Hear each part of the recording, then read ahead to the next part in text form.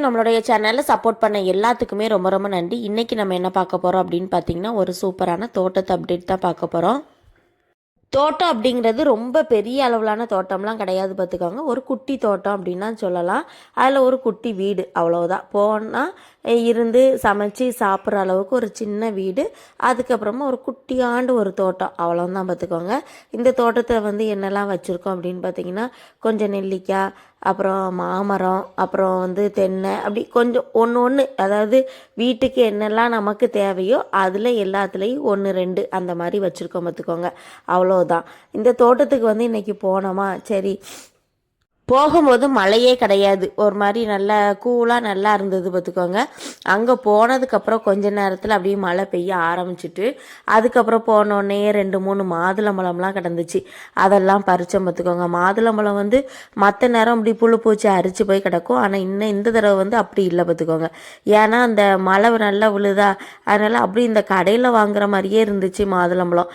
மற்ற நேரம் வந்து வீட்டில் காய்க்கிறதுக்கும் கடையில் உள்ளதுக்கும் வித்தியாசம் இருக்குல்ல. கொஞ்சம் அது கடையில் உள்ளது நல்லா ஒரு மாதிரி செவச்செவன்னு இருக்கும். வீட்டில் உள்ளது இது வந்து ரொம்ப செவச்செவன்னு கிடையாது, கொஞ்சம் லைட் ரோஸ் நாட்டு மாதுளை தான். ஆனால் வந்து என்ன சொல்லணும்னா கடையில் உள்ள வித்து மாதிரியே இருந்தது பார்த்துக்கோங்க. அதுக்கப்புறம் நார்த்தங்காய் கொஞ்சம் காய்ச்சி கிடந்தது. நார்த்த பழம் வந்து கொஞ்சம் பறித்தோம் பார்த்துக்கோங்க. அதை சாப்பிட்டு பார்த்தோம்.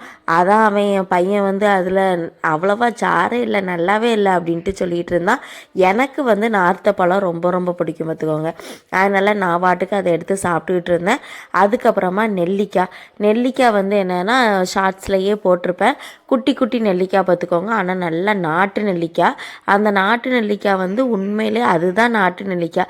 ஆனால் வந்து ஹைப்ரிட்டாக நிறைய வெளியில் விற்காங்கல்ல, அந்த நெல்லிக்காய்க்கு தான் மவுஸ் அதிகம் பார்த்துக்கோங்க. இதுக்கு வந்து மவுஸே கிடையாது. நம்ம ஒரு நேரம்லாம் பெட்டியாக நிறைய காய்ச்சுது, ஆனால் யாருமே அதை வந்து எட்டி பார்க்கல பார்த்துக்கோங்க. ஏன்னா கொஞ்சம் துவத்து கிடக்கும் அப்படின்ட்டு.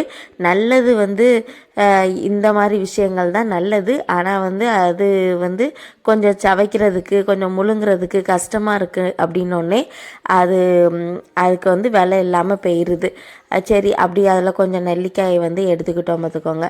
நிறைய மேலேருந்து பறிக்க முடியல.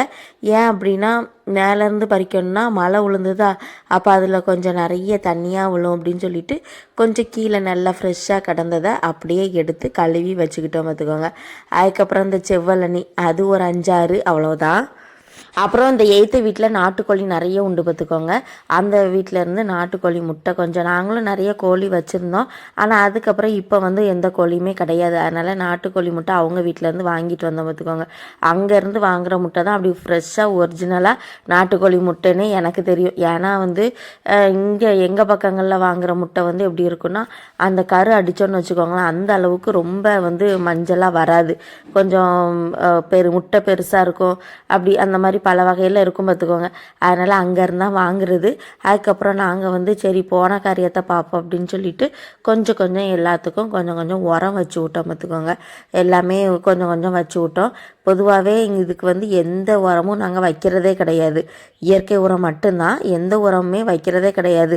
ஏன்னா நம்ம வந்து இது வியாபார நோக்கில் நம்ம வந்து பண்ணவே இல்லை, நமக்கு ஆசைக்கு சாப்பிட்றதுக்கு தான். அப்போ அதையே நம்ம வந்து பெருசாக இது பண்ணணும் அப்படிங்கிறது அதனால் பண்ணுறதே கிடையாது பார்த்துக்கோங்க. சரி உரம் வச்சே ரொம்ப காலம் ஆயிட்டு, கிட்டத்தட்ட ஒரு 5 வருஷத்துக்கு மேலேயே இருக்கும் உரம் வச்சு.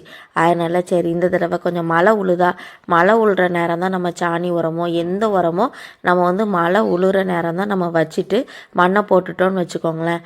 அப்போ வந்து அந்த உரம் நல்ல கூலாக செட் ஆகிரும் பார்த்துக்கோங்க. வெயில் அடிக்கிற நேரம் உரம் வைக்கக்கூடாதுங்கிறாங்க. அதனால் மழை உள்ற நேரம் இந்த வேலையை நம்ம பண்ணிடணும். அதுக்கப்புறம் என் பையனா அவனுக்கு வந்து கொஞ்சம் இந்த இளநி வந்து எல்லாம் குட்டி குட்டி இளநி தான், ஆனால் வந்து டேஸ்ட்டு செம்மையாக இருக்கும் பார்த்துக்கோங்க அந்த இளநி. அதை வந்து இல்லை இப்போமே எல்லாம் மழை உழுது அப்படின்னா கேட்கவே மாட்டேன்ட்டான். சரி வெட்டி குடிப்போ அப்படின்ட்டு விட்டாச்சு பார்த்துக்கோங்க. அவன் அந்த சின்ன அந்த ஓட்டை போடுறது இருக்குல்ல, அதை வச்சு மழை வேற இதில் இளநி வேற யாரும் குடிக்க மாட்டாங்க. ஆனாலும் இவன் வெட்டி கொடுக்க தான். சரி அப்படியே குடிச்சாச்சு பார்த்துக்கோங்க.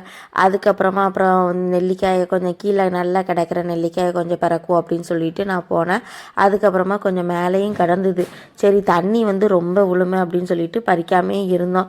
அப்புறம் கீழே உள்ளது கொஞ்சம் என் பொண்ணு வந்து வளைச்சி கொடுத்தா பார்த்துக்கோங்க.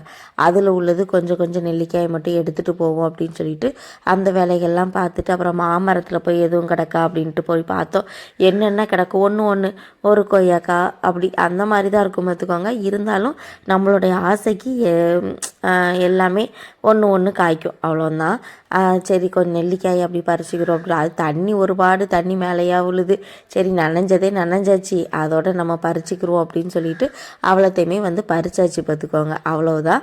இவ்வளோதான் தோட்டத்தோட அப்டேட்டு. வேறு மெயினாக நம்ம ரீசன் வந்து இன்றைக்கி என்னென்னா உரம் வைக்கிறது தான் மெயின் ரீசன். அப்படியும் எல்லாத்துக்கும் ஆனால் வச்ச உரம் அவ்வளோத்தையும் ஒரு 2 மணி நேரத்தில் எல்லா உரத்தையும் க்ளீனாக வச்சு விட்டுட்டோம் பார்த்துக்கோங்க. எல்லாமே உங்கள் அப்பா தோண்ட அவ்வளோத்துக்கும் உரம் வந்து எப்படி வைக்கணும்னா, நம்ம அந்த மரம் இருக்குல்ல, மரத்தில் இருந்து 2 அடி தூரம் தள்ளி வச்சுட்டு அதில் ஒரு அடி தூரம் தோண்டணுமா. கரெக்டாக வேருக்கு அடியில் கீழே வைக்கக்கூடாது. ஒரு மரம் இருக்குன்னா மரத்துலேருந்து 2 அடி தூரம் தள்ளி தோண்டி அதுக்கு கீழே உரத்தை வச்சுட்டு அதுக்கு மேலே மூடி போட்டுறணும். நல்லா அன்னைக்கு வந்து நல்லா தண்ணி பாய்ச்சணும். இன்றைக்கி வந்து மழை பெய்யறனால நமக்கு தண்ணி பாய்ச்ச வேண்டிய அவசியம் கிடையாது, அவ்வளோதான். இது வந்து இயற்கை உரம் போட்டாலும் சரி, செயற்கை உரம் போட்டாலும் சரி. ஏன்னா இந்த சாணி உரம், எரு உரம் இருக்குல்ல, அது போட்டாலும் இதே ப்ரொசீஜர் தான் பார்த்துக்கோங்க. அதுக்கப்புறம் கிளம்புனோம் பாருங்கள், பிடிச்சது பாருங்கள் மழை. சரி அப்படியே போயிடுவோம் அப்படின்னு சொல்லிட்டு அப்படி ஊர் வந்து